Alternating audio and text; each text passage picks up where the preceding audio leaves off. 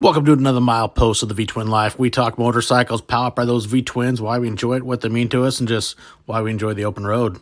V-Twin Life is brought to you by crashinclothing.com, also known as Crash Inc. on the World Wide Web. Man, Brad is on a lot of stuff. You want to get some merchandise, you want to get parts, you want to upgrade stuff on your bike. He is a dealer for a lot of great companies, so check out crashinclothing.com and see what they got for you. Now, we got Wild Ass. You want to add some comfort to your ass? Man, Wild Ass has got you covered. They've got something you like. Use that promo code DWoods. Get yourself free shipping and put that ass in comfort. Can't forget Custom Dynamics, leading the world in LED lighting and LED technology. Man, these got some great stuff. You want to light up your life at nighttime? You want to be seen during the day? Hey, check out Custom Dynamics. Can't forget Lexan. These guys got some great comm units. I just got the new G16s. Man, you want to talk quality? These things are awesome. Loudspeakers, plus they got some air pumps, small ones you keep in your bike. They're ready to go. So check out Lexan. So now, let's get to another milepost of the V-Twin Life.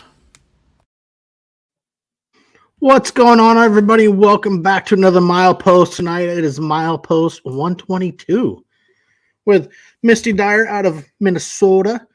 Kind of one of the voices of Mile Monsters, does a lot of stuff helping them. A great organization that, I mean, you guys seen so many of the guests. We're all part of it, and it's a great organization, a great thing to be part of. And Misty and Dylan, they're a big part. So Misty's been around motorcycles a long time, so we got her to come on and share some stories and adventures of how she got started in life on two wheels. So welcome to the show, Misty. Thanks for coming and hanging out. Yeah, thanks for having me. Absolutely. It's going to be fun. So let's dive in where we like to. So how did you get into motorcycles? Where did it come into life for you? Oh, let's see. Well, my dad's was a mechanic. So small engine mechanic, mainly Yamahas. And I probably started at 7, 8 years old on a motorcycle.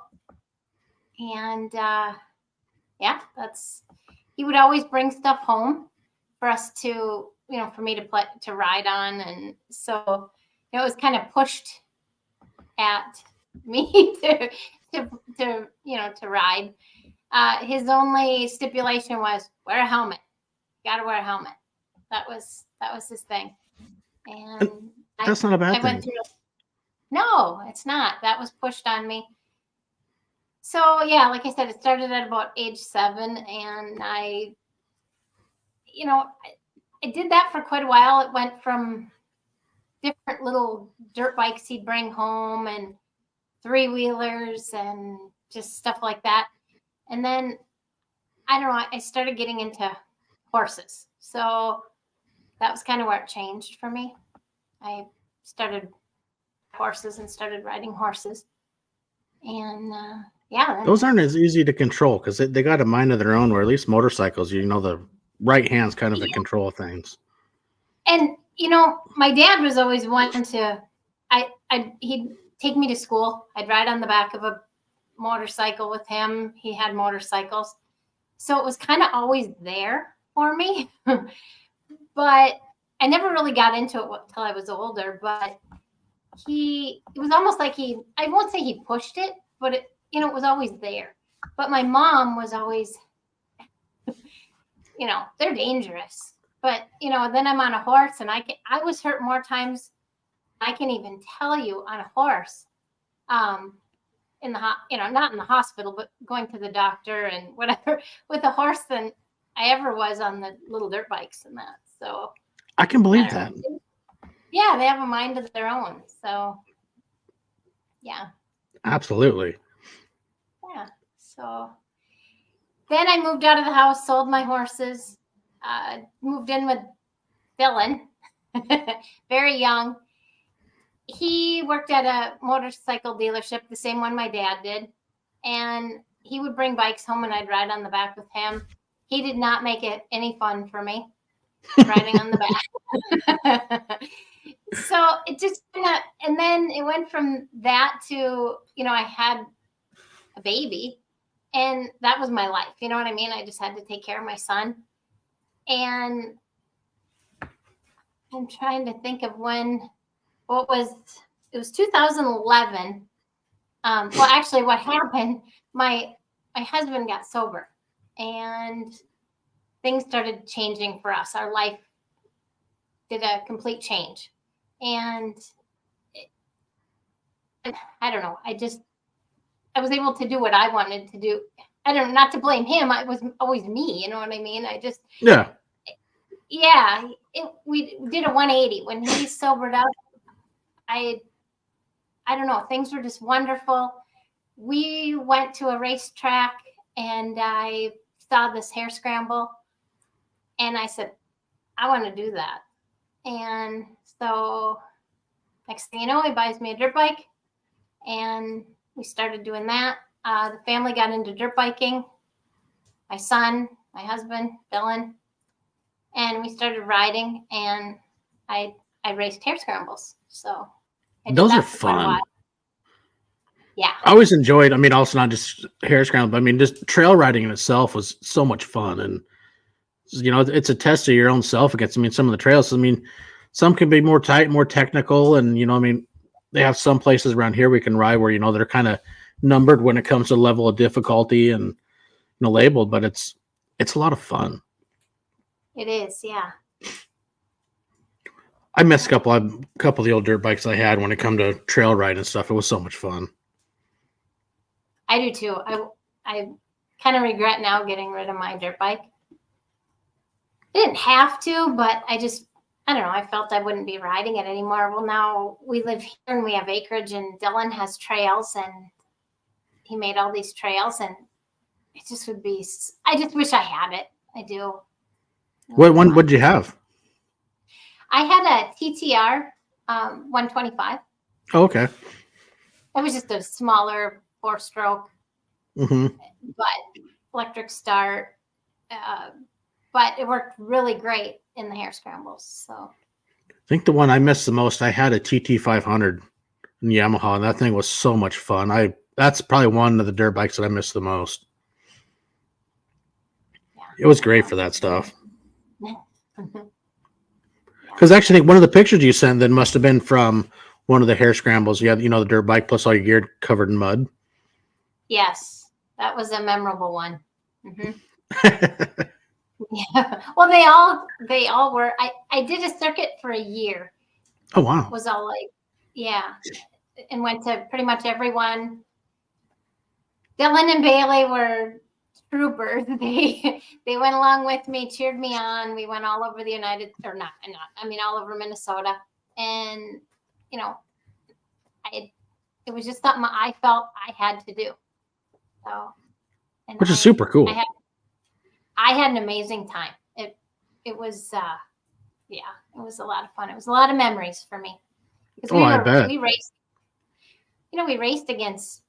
You were in your own class, but there was, when taking off, there was, I don't know, a lot. It was every class took off at once, So it was pretty exciting. So, you get to compete against multiple levels of skill, even though you're in one class, but you're riding with a whole lot of people, which would be pretty cool. I was riding with professionals who, would run you over if you got in their way. Yep. And they did. If you got in their way, they pushed you out of the way. So I had that one time when I did a Grand Prix race once, and it was like that. Class I signed up for was kind of the intermediate beginner, but they ended up riding it with the intermediate, the beginner, the novice, pro, and expert. And it's like, holy crap. You had a starting line about a block wide, and it was like 3 blocks long of motorcycles. Like, holy Jesus, I'm going to die. But it was so freaking fun. Yeah, I'll never forget my first one. I thought, what did I get myself into? The weather was so cold. I was wearing Castle gear because I was so cold. And Dylan and Bailey sat in the race van with the heater on, until I'd come around, because the race was, an hour long. And it was as many trips as, it took to do an hour. And I remember seeing the logs and we had to go over. It was like, I don't know what I got myself into because I can't, but it was, I don't know, it was a lot of fun. So it's a challenge. Like anything, it's a challenge yourself. It's like, all right, well, I'm in it now. Time to see how this is going to go. Yeah. the one of the picture that I sent you, Mm-hmm. that took me I think an hour and 20 minutes to go around one time. And usually you go around 4 or 5 times, on a track. It had rained for, I don't know how many days, and it was in like a gravel pit. And then there was a bog and all kinds of stuff. But at the end, they had to use big, heavy machinery to get some of the bikes out of there that blew up. Oh, so Jesus. I felt, yeah, it was pretty. When I would ride, I would see bikes with, smoke coming out of them and the people walking away. So I felt pretty good just to finish. I don't remember what place I came in that day, but I probably last. I don't know. But not last. If they're picking people up and picking bikes up, obviously enough. Yeah, there was so many that didn't finish. I felt so honored to just, finish the race. So absolutely. Yeah. So how long did you continue doing the scrambles? Was it just mainly kind of a 1-year season of just actually trying to competitively, or did you keep going off and on? No, I just did it competitively the 1 year. And then, but we have a local track here that we're friends with the people that own it, and we would help run it. And so we would ride every weekend at this. It's like a 1 mile track. And so we would go ride there every weekend.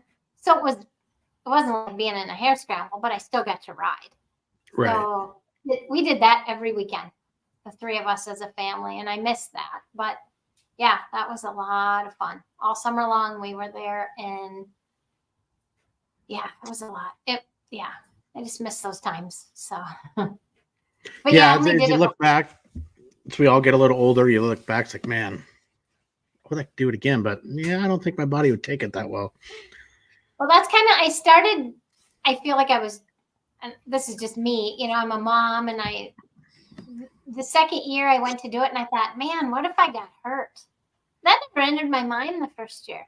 It didn't even, and I crashed and I got hurt a couple times, not seriously or anything, just twisted a wrist and stuff. But I don't know. I just got on the bike and I was like, yeah, I don't know. I don't think I can do it this year. So we just rode and had fun. And yeah.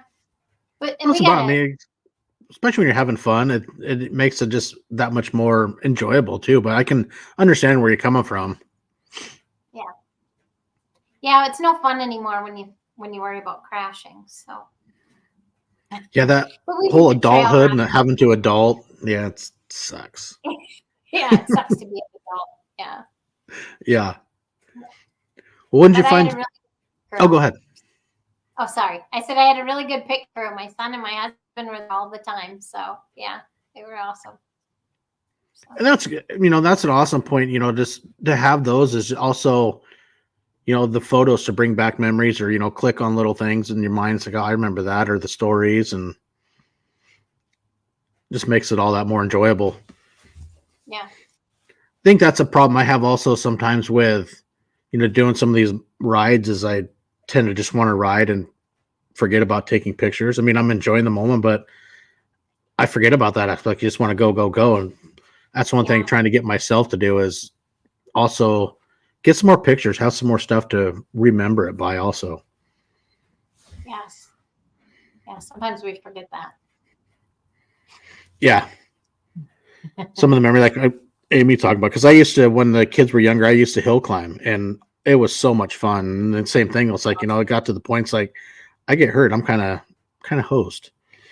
And so some of the fun stuff's got to go away. But I mean, we got our kids into it. They all did hill climbing when they were younger, and it's fun to see it go on, and you show the next generation, bring them into motorcycles. Yeah, it is. My dad used to do hill climbing, more amateur, but and then I remember being a kid going out on the ice, freezing to death, watching him race 3-wheelers and snowmobiles, and that's just how I grew up, So. Yeah. So did you grow up your whole life in Minnesota then? Yes. Oh, okay. I wasn't sure. I just thought I'd find that out. I mean, talk about ice race. Like, well, obviously, you got to be somewhere where it's flat out freezing cold. Yeah. Hopefully not my whole life, but we'll see. Yeah. So when did you get into road riding? So yeah, so then it was probably 2014. I think it was. Yeah. Dylan had a older Sportster, a 02, and I decided I wanted to learn to ride. Sorry. Hey, that Yeah. I missed that smell. The smell of two-stroke for sure. I can understand. It's just something about it. You go to the races and so. Yeah.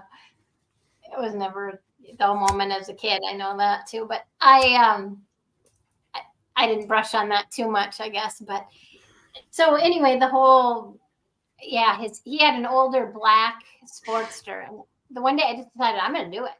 He had just got back, I think, from Sturgis. I don't know. He could tell you, or he was heading to Sturgis. He took off on this old Sportster by himself to Sturgis, and I decided I'm going next year. That's what it was. He went, and then he got back, and he goes, "You have to go.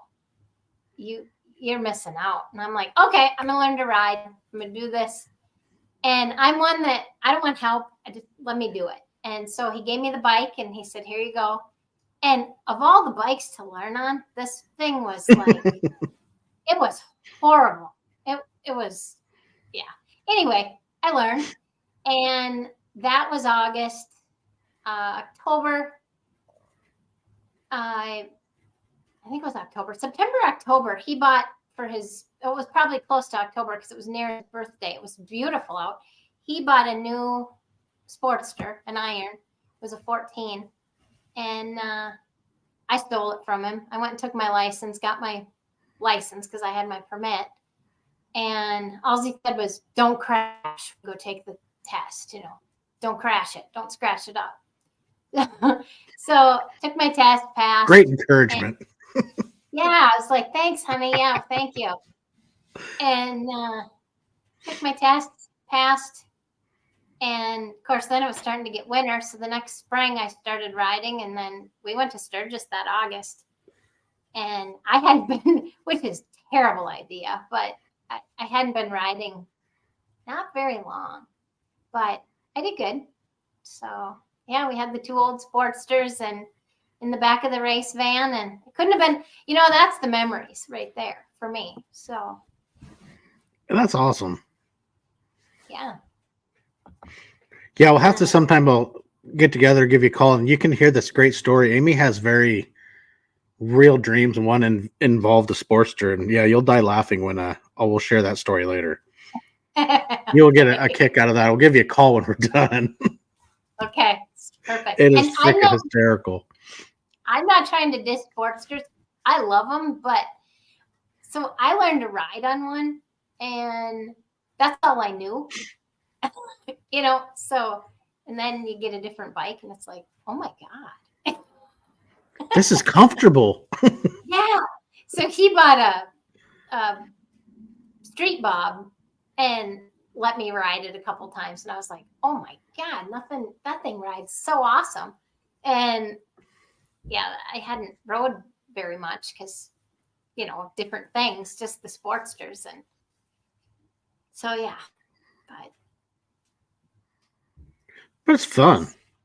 You got on, you figured it out, and you kept going. And, you talk about you learned to ride and basically go to Sturgis. And that was our son Hayden when we went to the send off for the Hoka Hay. He'd only been riding on the road for 6 weeks when I asked him, "Hey, you want to go for a ride?" And he rode his V-Star that he just bought all the way over South Dakota. And I mean, he grew up on dirt bikes, but never on the road. And man, he did phenomenal. It was really fun.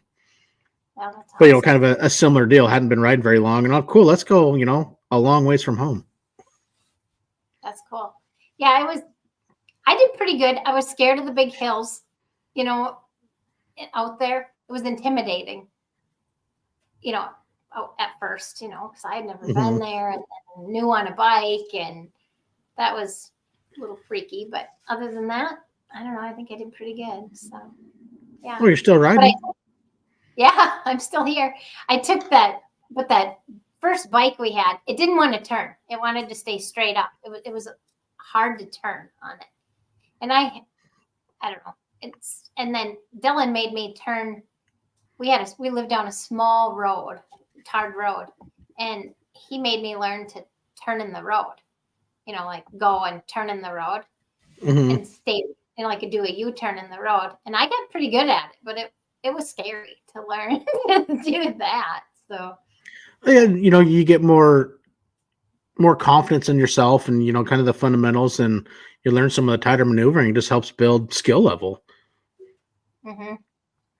yeah, takes a while. So yeah, but you kept going, which is awesome. It's cool. So what'd you guys do after that? Did you take another, that kind of set the bug in for, traveling and wanting to go more places on motorcycles? We did Sturgis every year. We never went on any really long rides. Day rides, just day rides mainly. And then we looked forward to Sturgis every year. And then, I don't know, now it's been probably 4 years ago. I had a car accident and hurt my neck and shoulder and that. And so the Sportster was like, it's got to go. I can't do this. So I looked into a different bike. We had been out in Sturgis, and I tried. We went out and rode, like, how you can try out all the Harleys at the at the demos. Yeah, at the demos. And we just started riding, and I rode a deluxe, and I fell in love with it. And well, that's a longer story, but anyway, ended up buying one. And yeah, I love it. I do. It's my favorite. I just really do. I love it. And we have a lot of trips planned that are longer, but as far as long rides, we've done, 1,000 miles in a day. We've done a 1K. That was my first one. That was last year for me. And we went to Montana. And then during the Monster 100, Dylan thought it was a great idea to sign up 2 days back to back. I'm like, oh yeah, no problem. And then I start hearing everybody say about how, well, this was before I did my 1K even. I hadn't even done, the most I had ever rode was, seriously, Denver, probably 400 miles in a day, maybe.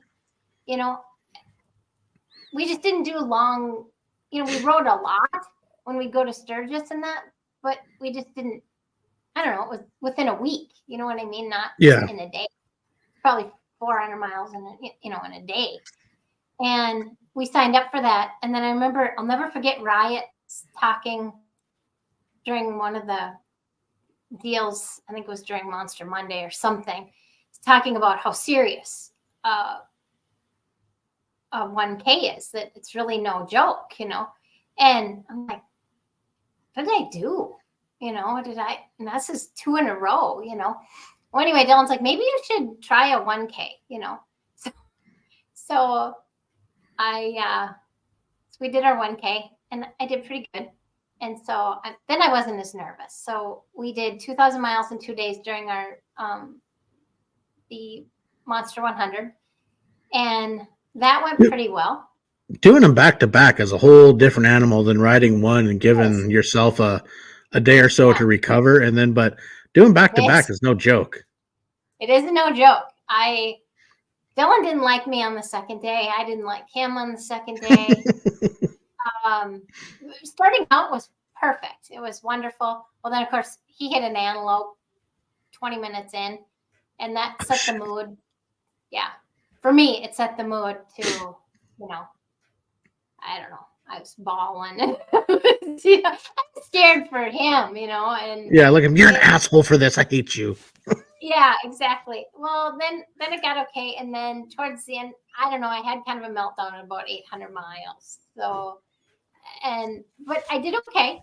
But I have goals of I would really like to do, and I'm going to say this out loud because then I feel like I have to do it. I really want to do a 3 and 3. So yeah, the Saddle Store 3000. Yep. And my goal was, but my son and my husband told me that my goal was a little too much. I really want to do a BBG. That's what I really want to do. Go ahead. I have the same goal. I mean, I've done, the bun burner and under 36. I've done 2 of those, but I want to get the gold. I want to try to accomplish that this year. We did the what was I trying to say? 15 and 36 when we were on our 2000. I didn't turn it in. Mm-hmm. But now I wanted to do a BBG and a 3 and 3 inside of it, and my son won't let me. So he's like, Jason. "Yeah, Mom, I don't think so." And I don't know if I could do it, but But those are my 2 goals: is a BBG and a 3 and 3.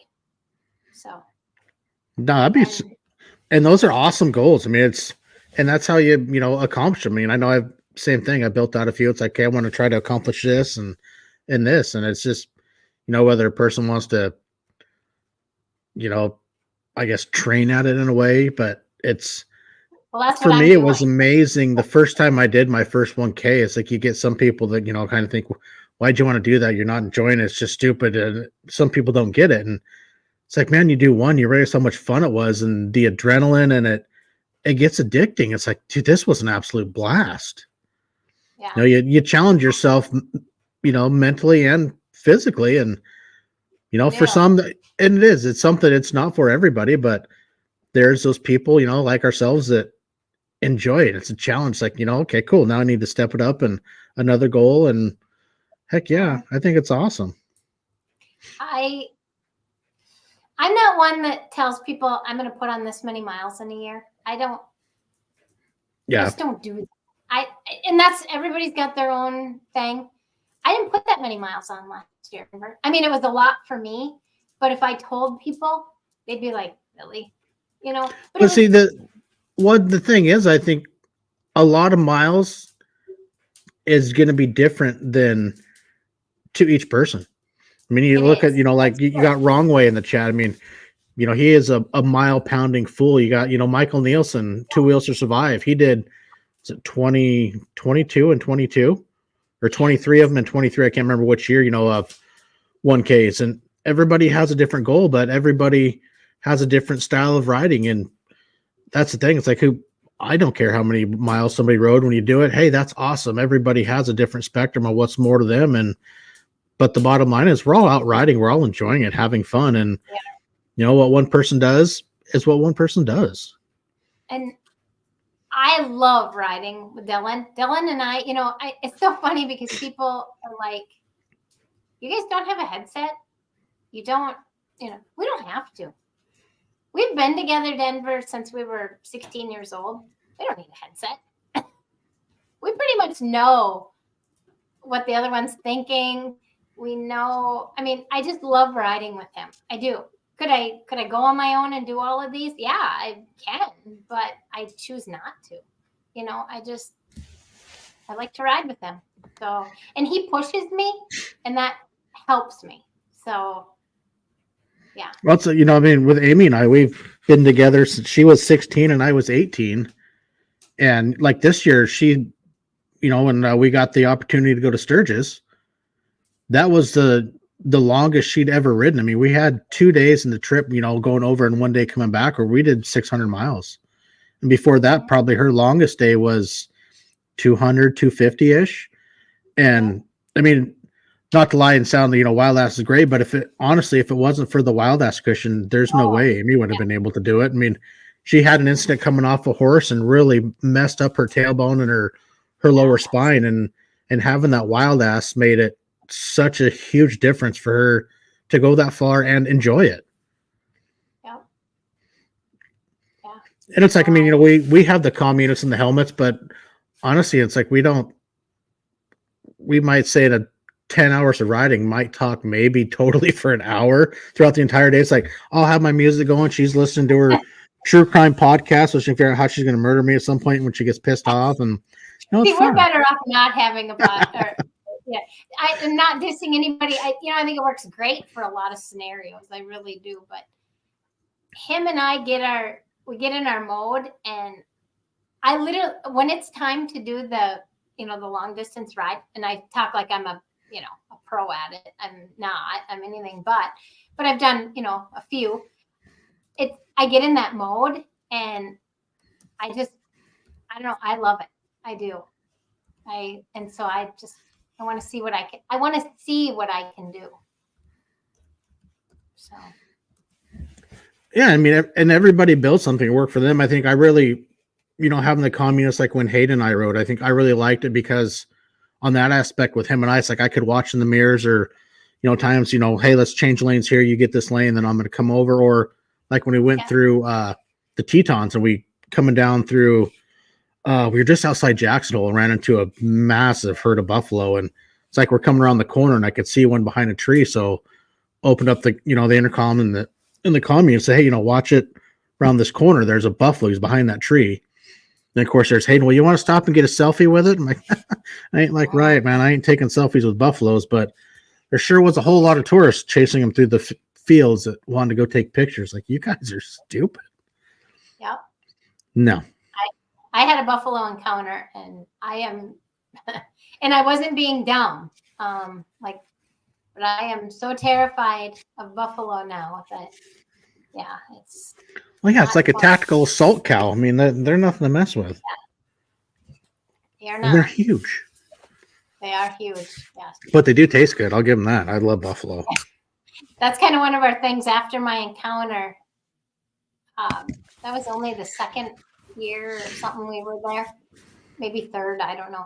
Now every year we have a buffalo burger in honor of that. So I have to eat buffalo just to get even with that.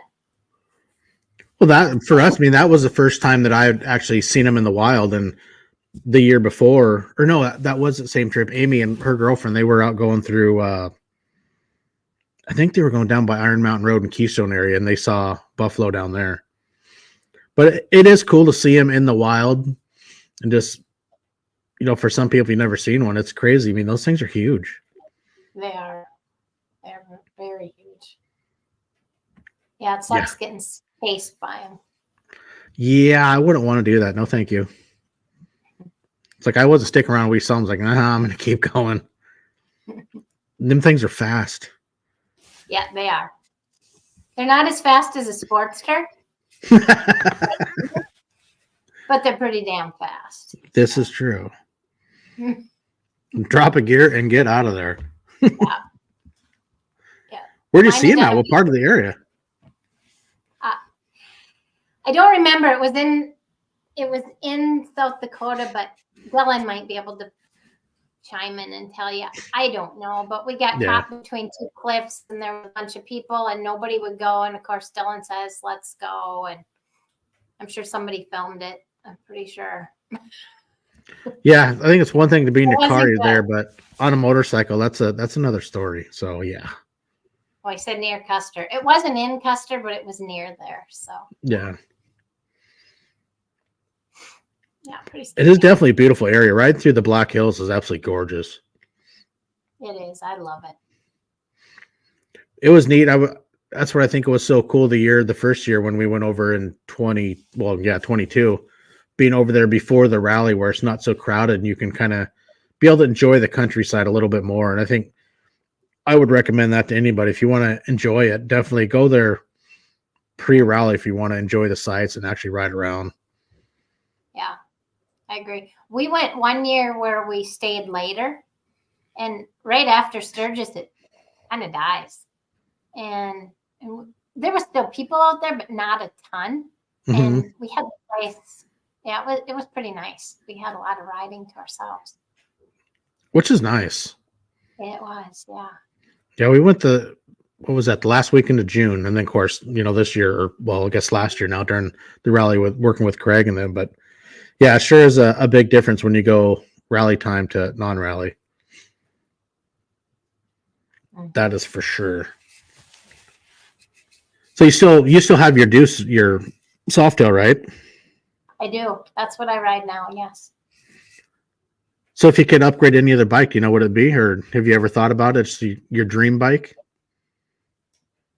Actually, I looked at another bike that was just like mine. Oh, did you? But yeah, I don't think I'd change. I love my bike. Mm-hmm. If somebody told me you can't have your bike, you have to have something else, I would have a Road King. But it'd have to be lowered and yep. Yeah. Oh my, yeah. So Amy was wondering, what's your favorite ride in your Sturgis? oh, I would have to say, I'm not going to say what everybody else would say would be like, you know, I'm going to say like, is it Vanacker Canyon? Yes, I agree. Vanacker Canyon. Or I can never think of the name of it. It's where I want to live. Dylan might pipe in. I'm having a little nervous and had a mind blank. Where the waterfall is. The Spearfish Canyon. Spearfish Canyon. That would be my next. Vanacker Canyon was beautiful. Ones. Yeah, Nemo. Oh, Nemo too. It is beautiful. Yeah, they're my favorite. Mm-hmm. I like Iron Mountain and Needles, but it's just too congested and yeah. But I never knew about Vanacker Canyon. Craig took me through it. And then I took one of the days when Amy and I were both working in Sturgis, took her through Vanacker Canyon, and that is an absolute gorgeous ride. The country up there is so beautiful, and I don't think a lot of people don't know about it. I think it's still one of the little hidden gems because there wasn't a lot of traffic on it. Yeah, Dylan said Nemo for a ride and breakfast at the fire department. That's kind of our thing. We don't do it every morning, but we love that.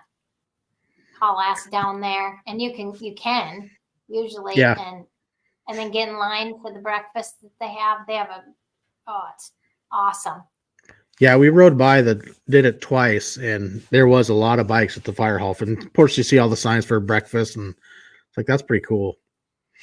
They have an amazing breakfast. It's like, I don't know, $10-12 a person, or I don't know. It goes up every year. You know how it is. Yeah. It's under 15, but it's all you can eat. And they give you a lot of food. So. Oh, heck yeah. And you think about it, I mean, what you're paying and whatnot is also probably really helping out their budget and what they need for stuff to really help out the fire department in that area. Also a great way for them to make some money, and a lot of us get some good food. So heck yeah. Yeah, I agree. Vanacker is a beautiful area. Mm-hmm. There's some big ranches up there. You see all you got the houses out in the fields, like the ranch hands, and it's like, holy crap. Yeah. What's one of your favorite rides you guys enjoy up by you? You guys got like a favorite loop or an area that you really enjoy riding? It's funny because I don't know the name. I don't know the names of any of our roads around here. It's kind of funny. I would have to say, let's see. Yeah, we got a lot of twisty roads here. I think there's a road called 84. Dylan might correct me. It takes you up closer to, it's a little ways from here, but that's a fun road. It's super twisty, and it's for quite a ways. That's a fun one. We don't get to that one all the time, but that one's a really good one. And then we have one very local, close to here, near like Noke Lake Road, very twisty, shorter, but we kind of make a loop where it goes around all the lakes. So, and then we end up at the coffee shop. That's kind of, yeah. See, because you guys are more kind of south central Minnesota. Am I right? What's that? Or you guys are kind of like south central Minnesota? We're right in the center of Minnesota. Okay. Right in the center. I knew it was somewhere close. In the center. Yeah. It was funny. We were camping last week, and actually met a couple that was from, they lived south of Duluth, Minnesota, but they drove all the way over here to buy an Arctic Fox fifth wheel. Oh, wow. And they just had bought it because they pulled into the campground. We were camping. He was asking some questions and whatnot, and they told us, yeah, we just drove over from Minnesota. We just picked this up like 45 minutes ago. I'm like, you guys drove from Minnesota over here in basic Port Angeles to buy a fifth wheel. Holy crap. Pretty freaking crazy, but funny. It is. That's crazy. So you guys got, I know besides like the Monster K, do you guys have any other kind of little rides planned or places you guys want to try to visit next year? Or I guess this year? This year, yeah, I suppose. I have some stuff in mind. Well, we'll be riding in Florida. We're going to Daytona for sure. And, we'll be in Texas soon, but I want to do my BBG and my 3-and-3. I don't know. That's going to take us out probably towards Montana, way into Montana. I'm assuming Miami, Washington. Yeah, we could do that. But I would like to venture that way. I'd like to do a ride that's not fast. That's just, takes days to do. I haven't really done any of that. Dylan has, but I really haven't. Where you either camp outside or you don't, or whatever. And I would really like to do that. Well, you guys should just do that the week before the Monster K and then just come out here. I was gonna say that maybe. Yeah, that's talking about that. So yeah, seeing all kinds of stuff along the way. So that would be fun. Oh, yeah. I would like to do that. So yeah. Otherwise, yeah, we got a lot of other hobbies too. So it kind of, we do as much riding as we can, but other things come into play too. So yeah. Well, how'd you guys get into? I think I know the answer to this question, but how'd you guys get involved with Mile Monsters? Oh, so it was, well, it's been a few years ago now, but we were on a Craig Johnson Memorial ride, and Riot showed up for the ride. And we met Riot, and he kind of started talking about it. And we were interested, just kind of wondering. And then I think that was in the fall, and that spring, we kind of started following them. Well, that's kind of when Hopper, it was when it all broke out with Hopper and, his big ride. And so we got really involved watching all of that. And Dylan was very intrigued with it. So then he did a ride for them. And yeah, then we just kind of grew. So I figured it had something to. I figured Craig was somewhere in the loop on that one. Yeah, it was Craig. Yeah, him and Renee are great. I've enjoyed their company. Really getting to know them this summer. We had a lot of fun with them. Yeah, they're a lot of fun. I love his idea how he does, the Craig Johnson Memorial Ride, which is a great idea. I not enjoyed people's company before, and instead of having them doing something when you're gone, it's brilliant, really. It is. Yeah, we enjoy that. We go on that ride every year, and that's a lot of fun. It really is. You never know where he's going to take you. Part of the adventure. It is, yeah. So some of these places, you guys trailer your bikes down, or like if you're going to go to like Daytona and some of these other places? Yeah. Yep. We trailer. Well, we'll be trailering to Santa Daytona. And we do to Sturgis too, only because Dylan has a chopper, and he's working on a chopper in the garage for me that, God willing, will be done this year, because I have some plans for this chopper and in Sturgis. So I need it done. And so we'll have 4 bikes. So it's hard to ride 4 bikes. I've been wanting to ride to Sturgis. I also don't want to sleep outside in a tent. So so we take our trailer and we sleep in the trailer. I don't know. I like it. And it's a good time. Especially when it's nasty and, weather-wise or whatnot, when you have the comforts of, having your trailer. I could 100% understand that. I've seen a lot of weather out there. I bet. Yeah. In my first year of having my softail, I got it in 2020. It was a holdover. It was brand new. I got it. It was a 19. I got it in 2020. I took it to Sturgis. Hadn't had it very long. And we ran into a hailstorm over by the Sugar Shack. That was the year. That's been a few years ago that they did a lot of damage to. Well, I don't know if you saw that. I was going to send you pictures of that. The hail would barely fit in our hand. It was Holy so big. crap. It was like softball, baseball, softball, but they were flat. I mean, there's people bleeding, you know, it was awful. And I had to have my bike all redone. So it did a lot of damage to my bike. Jesus. So, yeah, it was crazy. Yeah, I've heard some of the hailstorms over there are no joke. They are no joke. When it hails here, I laugh because it's like, you know, pea size or nickel size. But yeah, after seeing that, I mean, it would shear. We were trying to hide under trees in the woods, and it would just shear the branches right off. And holy crap. Bad. Yeah, it was really bad. Never seen anything like that. We filmed it. It was insane. Yeah, that is insane.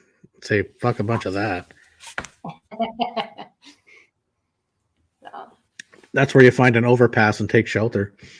Yeah, if there would have been, we were out in the middle of nowhere.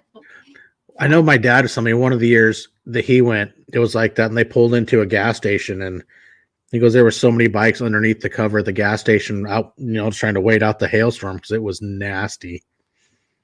That sucks. Yeah, no kidding. Oh, God, trying to think of some more questions. Gone through so much. It's been fun. See, I told you it'd be a good time. So did you name your bike? I know Dylan has, you know, of course he's named his. He has named all of his, and I've been trying to get a name for mine, and nothing's popped really. So I thought once about Haley because she was in a hailstorm, but I haven't nothing's really stuck. Mm-hmm. So she deserves a name, but I don't. It'll come to you. Yeah. Well, shoot. Oh, I know. That's the other one. Well, I guess obviously some of your guys' trips, so you take the trailer, but, you know, if you guys are just on the bikes, do you just find hotels or, you know, how do you work that in some of your trips, or you usually always have taking the trailer?